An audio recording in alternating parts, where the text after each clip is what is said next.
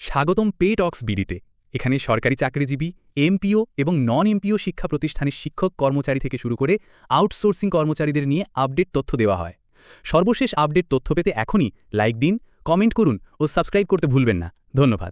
একজন কর্মচারী অবসরে যাওয়ার 6 মাস পরে যদি মারা যান, তাহলে তার যে আনুতোষিক 50 লক্ষ টাকা ছিল, যার 25 লক্ষ টাকা সরকারি ফান্ডে জমা ছিল, সেই টাকাটা কিন্তু তার পরিবার আর কোনোদিনই ফেরত পাবে না।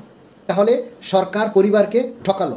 অনেক কর্মচারী আছে সারা জীবন চাকরি করে নিজের শ্রম মেধা সরকারের কাজে লাগায়, কিন্তু যখন সে অবসরে যায় তখন তার ইচ্ছা থাকে যে অবসরে যাওয়ার পর সে সুন্দর একটা বাড়ি করবে, সে তার ছেলেকে বিয়ে করাবে, মেয়েকে বিয়ে করাবে, এরকমের অনেকেরই আকাঙ্ক্ষা বা ইচ্ছা থাকে। কিন্তু বর্তমানে এই 50% পেনশনের টাকা সরকারি ফান্ডে জমা থাকায় অনেক ছোট ছোট কর্মচারীরাই তাদের সেই স্বাদ পূরণ হয় না। চাকরিরত থাকা অবস্থায় সে না পারে একটা ফ্ল্যাট কিনতে, না পারে একটা বাড়ি তৈরি করতে, না পারে অন্য কোনো বড় বড় কাজ করতে।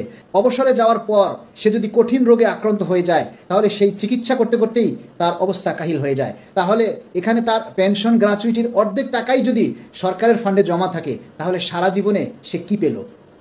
তাই আমরা এই বর্তমান সরকারের প্রধান উপদেষ্টাকে এবং নবম পে কমিশনের সভাপতি জাকির আহমেদ স্যারের কাছে আমরা সবিনয় অনুরোধ করছি, 15 সালের পূর্বের ন্যায় আমরা এই আনুতোষিক হারের টাকাটা সম্পূর্ণ শতভাগ যাতে কর্মচারীরা চাইলে উত্তোলন করার সুযোগ পায়, এবং 90%-এর জায়গায় আমরা শতভাগ পেনশন চাচ্ছি। আনুতোষিকের হার এখন যেটা 1 টাকার বিপরীতে 230 টাকা, 500 টাকা দাবি করছি।